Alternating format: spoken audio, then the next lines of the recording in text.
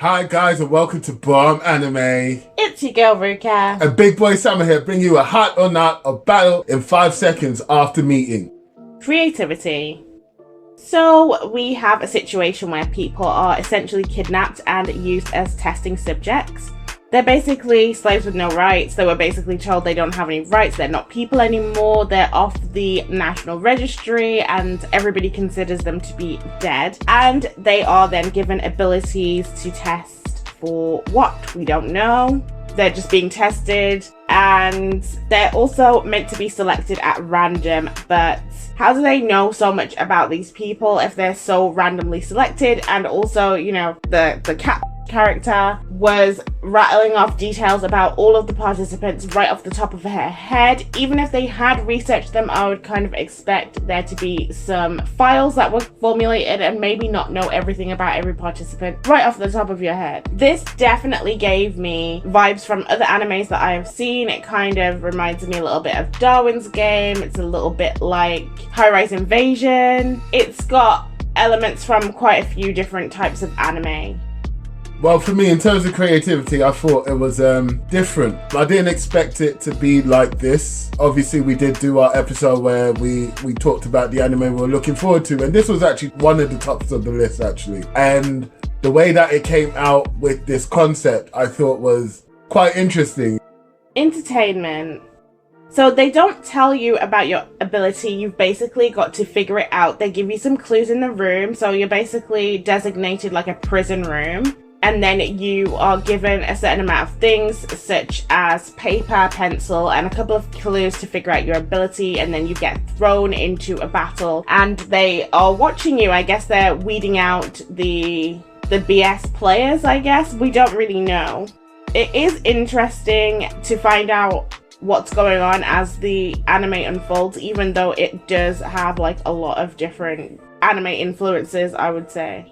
Well, in terms of entertainment, I always normally judge an anime's entertainment value based on whether I want to watch the whole season or the next episode or whatnot. And they gave us enough clues for us to speculate certain things being lies or truth, and gave us enough clues for us to speculate little things about characters. Even the opening scene kind of alludes to the fact that, you know, the main character, Akira, might end up with Yuri. But saying that, I have been hit by Jujutsu Kaisen, so I can't trust openings anymore. So I don't know. In terms of its entertainment value though, there's a lot of good elements here. Like Ruka has already said, certain elements taken from different anime to create this thing is obviously evident. Character development. So they did tell us about a couple of characters that we're going to probably be seeing, about 7 people, but I'm gonna speak about 2, and that is our main dude, Akira. It was really strange how he immediately started treating such a life-threatening event as just a game. He was just like, oh yeah, if this is a game, I would do XYZ. Like, seriously, I get that we're trying to say that he thinks really logically and stuff like that, but it just seemed so ridiculous because it was a man monster chasing him down and he had no idea on his way to school. Come on.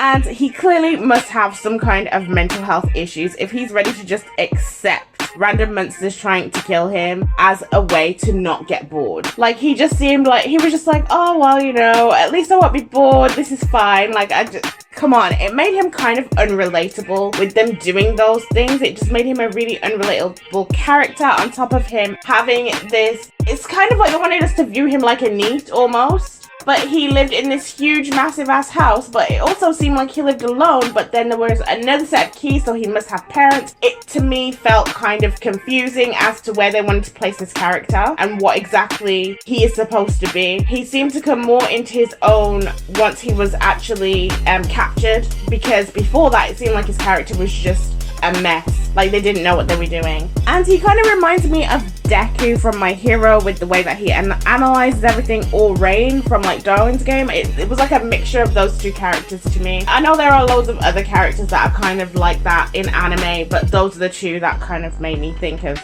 you know, him. I really do not like Miss Mion, or whatever the hell her stupid name is. She's just too much. Like, there was the whole speaking in English, then her illusion BS, then the overly licking of her lips. Like, I know she's supposed to be a cat, but it seemed like they were doing too many things all at once. You know, the stupid cat sound, which I actually usually like on characters. I actually like the whole, I think it's really cute, but it just wasn't, I just don't know, her stupid croaky voice. All of it just me off. Okay. I don't like her. I kind of now want to see you do that song, Each Niece yeah. But okay, look, same two characters for me personally, but I actually like Miss Mion.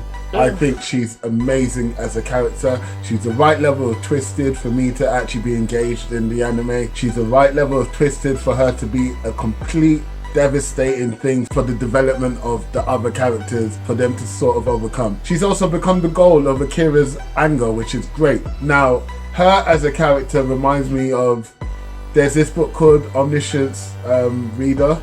There's like 500 chapters, but it's a web novel, so you can get through it.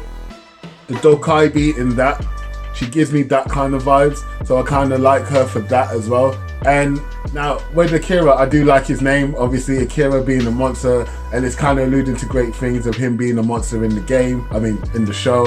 I don't know, they're kind of intertwined right now. The allusions to Darwin's Game and even Death Note, he gives me L vibes, but not so cool. He's more, you know, statue, sort of stick figure, sort of like robotic in his actions. However, it does compute, especially when you see him come to life, because he's actually living a game, which is sort of like true to his character. So I get that, and I do like the way that they develop both of these characters. Yang, I feel, will be a dark horse in the actual anime as it carries on, because I have a feeling it's completely unsubstantiated, because Yang hasn't really said much, but I have a feeling that she's worse than Miss Mion, and that would probably be a cool way to take it. So that's how I feel about the characterization, and obviously the obvious love interest in Yuri as well. The other characters that we heard about will probably be important at some point, but not as important as the ones I feel I've mentioned. And world building. You know, the world seems extremely small to me right now. The world is basically a prison. Yes, I know that we did see the outside world a little bit, but we really didn't. We just saw like the streets, and then we saw the inside of his house. He clearly seems to be quite wealthy. Akira I'm talking about, but everything else seems quite small. It basically seems like a comfortable prison. I want to know what Akira feels like he needs to escape from so badly. He seems to be having a decent life. It kind of makes me think of, you know, really wealthy people that end up doing really crazy things, and the world is kind of like, why are they doing that? And it's kind of like you've got so much that everything starts to become sort of boring and monotonous. Say the word for me. I did. It sounded wrong. Monotonous. You know, I'm sure I didn't say that. You did. You said it on your second try. Okay. I'm doing it because I can, and because everything is just kind of boring, and life just has no excitement because I can do anything. Kind of vibes is what I sort of get. Also, the trap that Akira set up for the first beast guy that was after him, he would have needed way more time to set up that trap for it to be able to work. It was another unrealistic thing about the world. It just makes it feel like it's not really happening. And I know that what's happening is crazy in itself, but I can still completely commit to the believability to animes when it's something magical or whatever. But for this, it was disjointed. It wasn't quite there. Okay, in terms of the world building, look, I kind of agree with Ruka in the sense that there's no consistency. It's not intellectually consistent. It's not feasible. I mean, we had Mion breaking the fourth wall by somehow having blood on her hands and smearing what the first task was. That felt unnecessary and also felt contradictory to what was going on. Yeah, as Ruka has already said, with the whole setting up the trap and whatever, no way, fam. The guy was stronger and faster than you. I don't care, you're the best player in the world. You can't plan something like that in 5 seconds, run away and then get that sorted. It was more believable when he was doing his first battle and he won that one. That was more believable, but even then there's holes to pick in that as well. Cause like, okay, you've already seen my ability. Don't you remember? Come on, bro. My guy's not thinking about you this whole time or even thinking about Mion. Right now, he's thinking about winning the task because he said it himself. He doesn't know whether what's gonna happen to the loser of the task or whatnot.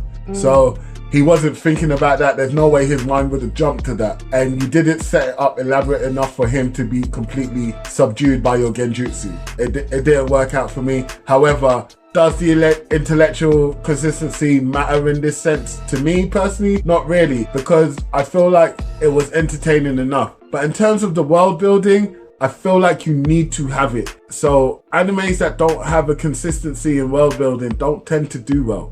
You said literally everything I wanted to say, but better. Thank you for that. Plot execution. You know, they've taken people and they found out everything about them, given them abilities, but have severely restricted them with these cuffs on their hands and also taking them out of the real world and treating them basically like lab rats. We don't know the reason why this is happening, and it kind of gives me the same sort of vibes as I'm Standing on a Million Lives, where you had a bunch of events happening and there was a greater power, but you had no idea what side this greater power was. You didn't know whether doing what they want was good or bad. Although Miss Meow has said that she's a very bad person, we really have no idea whether she is, because ultimately there must be a reason. There's no reason to give abilities to random members of the public and test it on those people if you're not intending to give powers to someone. I mean, yes, it could be bad. They could be trying to trade to armies, or it might be to save something. We really just don't have a clue right now. So for me, when it comes to plot execution, now I don't think I've ever mentioned what some of the criteria I look at plot execution is before I make a judgment whether it's hot or not. So I will let you guys into a little bit of insight of where my head is at when I talk about plot execution. I look at the surface level plot. Did this anime do that? Yes, it did. It gave me a surface level plot. Main guy gets kidnapped, trapped in prison, and wants to get back at the people who kidnapped him. Okay, cool, surface plot. Then we go into the deeper plot.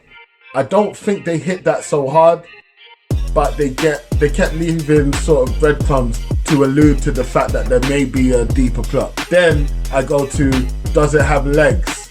So could the plot divulge in such a way that it still remains interesting and still keeps the attention throughout the 12 or 24 episodes, depending on how long the anime is? And then I go into more of a, could I create different plots using what I've been given from the first episode? So that's sort of where I go when it comes to plot execution. Did this anime do most of those things or all of them? You'll find out when I give the verdict, innit? To the verdict. Creativity, hot or not? For me, it's a hot. I actually feel like it is creative. Yes, they do lean on other animes, but what anime doesn't and what piece of fiction doesn't? It does, and it does it and makes it its own. So yes, hot. For me, the creativity is a not, because I just did not think it was creative. I felt like it was leaning way too heavily on way too many anime. It just felt like they chopped and screwed the different anime. I'm T-Pain in this bitch. Jeez. It just felt like it was just leaning too heavily on works that are already in existence and not enough on their own 2 feet.